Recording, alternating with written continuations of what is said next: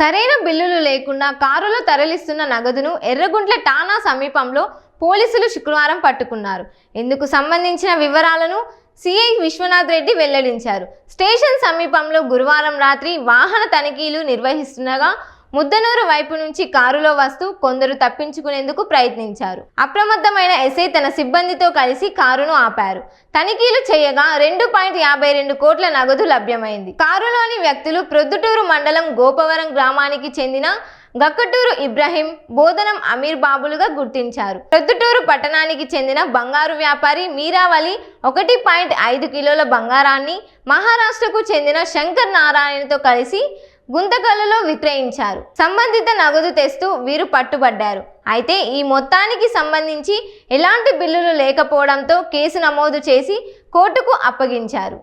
2026 సాయంత్రం సుమారు 8:30 ప్రాంతంలో రాత్రి 8:30 ప్రాంతంలో రాబడిన సమాచారం మేరకు ఎర్రగుంట్ల పట్టణం నందు ఎర్రగుంట్ల పోలీస్ స్టేషన్ సమీపంలో నేను, మా ఎస్ఐ గారు, మా సిబ్బందితో ఈ వాహనాలు తనిఖీ చేస్తుండగా ముద్దనూరు వైపు నుంచి వచ్చిన white car, Toyota Etios car, దాంట్లో అనుమానంతో తనిఖీ చేయగా దాంట్లో 2 వ్యక్తులు ఉన్నారు.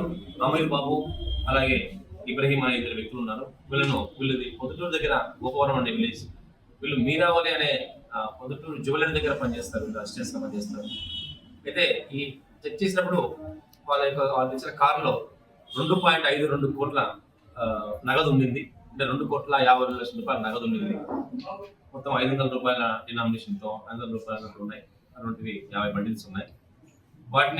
వాటి గురించి అడగగా వాళ్ళు మీరావళి అనే అతను తన యొక్క గోల్డ్ ఇంకొక స్నేహితుల ద్వారా శంకర్ నారాయణ అనే స్నేహితుల ద్వారా గుంతకల్లు దగ్గర అమ్మేసి ఆ గోల్డ్ అమ్మిన తర్వాత గోల్డ్ అమ్మగా వచ్చిన డబ్బుని మళ్ళీ మీరావళికి చేర్పించేందుకు ఈ కారును తెస్తున్నామని చెప్పడం జరిగింది.